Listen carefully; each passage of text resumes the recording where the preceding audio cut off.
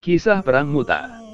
Dalam rangka mendakwahkan Islam, Baginda Rasulullah SAW mengirim surat kepada raja-raja yang isinya mengajak mereka masuk Islam. Salah satunya ditujukan kepada Raja Negeri Busra melalui Sayyidina Harits bin Umair Azdi radhiyallahu anhu. Ketika tiba di Mu'tah, Sayyidina Harits radhiyallahu anhu dibunuh oleh Syurahbil Hassani, salah seorang gubernur kaisar. Membunuh utusan adalah hal yang tidak bisa diterima oleh siapapun. Baginda Rasulullah SAW sangat marah atas peristiwa ini. Beliau segera menyiapkan 3.000 orang pasukan, dan memilih Sayyidina Zaid bin Haritsah radhiyallahu anhu sebagai panglimanya. Kemudian beliau berpesan, jika Zaid syahid, angkatlah Ja'far bin Abi Thalib sebagai panglima. Jika ia juga syahid, angkatlah Abdullah bin Rawahah sebagai panglima. Jika ia juga syahid, maka terserah kaum muslimin untuk mengangkat panglimanya. Ketika mendengar ucapan ini, seorang Yahudi berkata, ketiga orang yang ditunjuk itu pasti akan mati syahid. Sebab jika nabi-nabi terdahulu berkata seperti itu, pasti akan terjadi. Baginda Nabi SAW membuat bendera putih, dan menyerahkannya kepada Sayyidina Zaid bin Haritsah radhiyallahu anhu, dan beliau sendiri beserta serombongan sahabat berangkat melepas kepergian mereka. Di batas kota, ketika para pengantar akan kembali, Baginda Nabi SAW berdoa untuk para pejuang muslimin, semoga Allah Subhanahu wa Ta'ala mengembalikan kalian dengan keselamatan dan kemenangan, serta dilindungi dari segala keburukan. Doa Baginda Rasulullah SAW ini dijawab oleh Sayyidina Abdullah bin Rawahah radhiyallahu anhu dengan 3 bait syair yang maksudnya, aku ingin ampunan Tuhanku atas dosa-dosaku. Aku ingin sebilah pedang yang akan memancarkan darahku, atau sebilah tombak yang akan menusuk usus dan hatiku, sehingga memburai keluar dari perutku.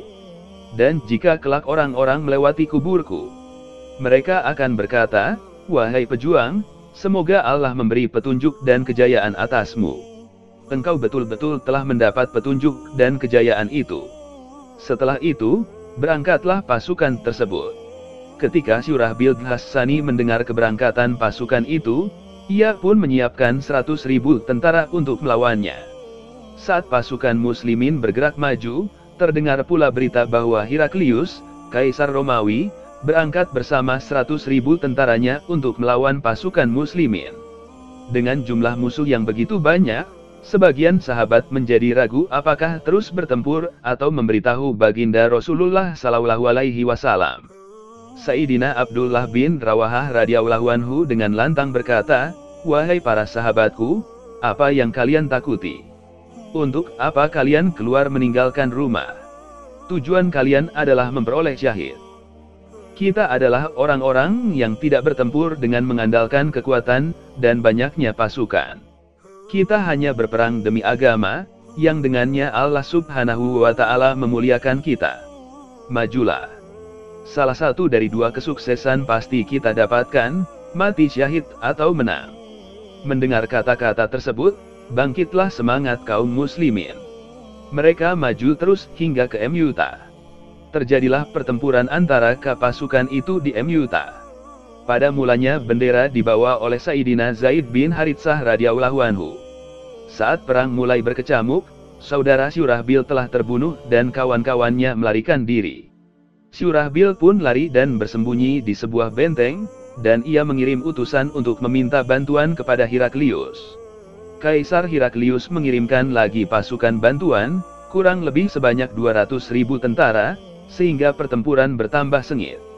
Akhirnya, Sayyidina Zaid radhiyallahu anhu mati syahid, dan bendera kaum muslimin diambil alih oleh Sayyidina Ja'far bin Abi Thalib radhiyallahu anhu. Lalu ia memotong kaki kudanya agar tidak terpikir olehnya untuk pulang ke rumah. Ia membaca beberapa bait syair yang artinya, hai manusia, betapa indahnya surga, dan betapa indahnya mendekati surga. Betapa indahnya ia, betapa sejuk airnya. Bagi orang-orang Rum, telah tiba saatnya siksa, dan aku wajib untuk membuat mereka binasa. Lah menghunus pedangnya dan menerobos ke medan tempur melawan orang-orang kafir. Karena ia panglima pasukan, maka bendera berada di tangannya. Pada mulanya, bendera itu dipegang dengan tangan kanannya, tetapi orang-orang kafir telah memotong tangan kanannya. Bendera itu langsung ia raih dengan tangan kirinya, mereka pun memotong tangan kirinya. Lah segera mendekap bendera itu di dadanya dengan tangannya yang masih tersisa sambil menggigit kain bendera itu. Lalu seseorang menebaskan pedang dari arah belakang, sehingga tubuhnya terpotong menjadi dua. Lah rubuh syahid ke tanah.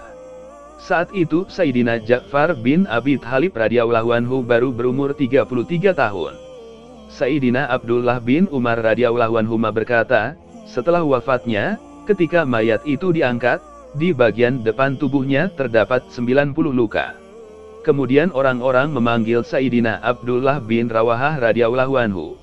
Ketika itu Sayyidina Abdullah bin Rawahah radhiyallahu anhu sedang makan sekerat daging di sebuah sudut pasukan, karena sudah 3 hari ia tidak makan apapun.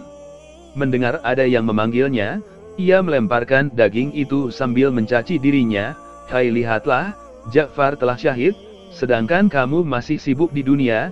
Lah maju, mengambil bendera, dan berperang. Jari tangannya terluka dan terkulai hampir putus. Kemudian jari itu ia injak dengan kakinya, lalu ditariknya hingga putus. Ia buang jari yang sudah terputus itu, lalu terus maju bertempur. Di tengah kecamuk perang dan keadaan yang sulit itu, terbesit keraguan di hatinya karena tidak ada kemampuan dan kekuatan untuk melawan. Namun, pikiran itu hanya terlintas sekilas. Lah segera berkata kepada dirinya sendiri, "Wahai hati, apa yang masih kamu rindukan sehingga ragu? Istrikah? Lah sudah aku talak 3. Atau hamba sahaya? Semuanya telah dimerdekakan.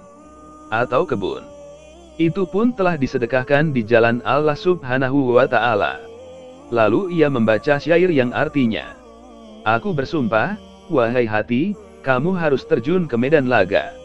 Dengan senang atau dengan berat hati. Sekian lama kamu menjalani hidup dengan sentosa.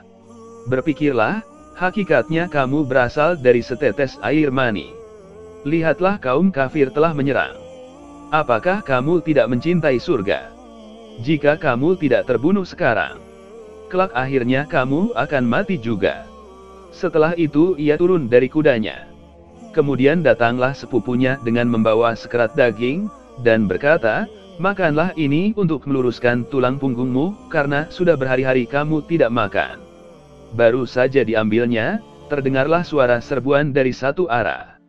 Akhirnya, ia melemparkan daging itu, dan segera menghunus pedangnya terjun ke kancah pertempuran. Ia terus bertempur hingga mati syahid. Dari Kitab Hamis. Faidah. Itulah teladan seluruh kehidupan para sahabat radhiyallahu anhum. Setiap kisah mereka, memberikan pelajaran ketidakcintaan terhadap dunia, dan kerinduan terhadap akhirat. Kita tidak perlu meragukan lagi sifat-sifat para sahabat radhiyallahu anhum, bahkan para tabi'in pun memiliki sifat-sifat tersebut.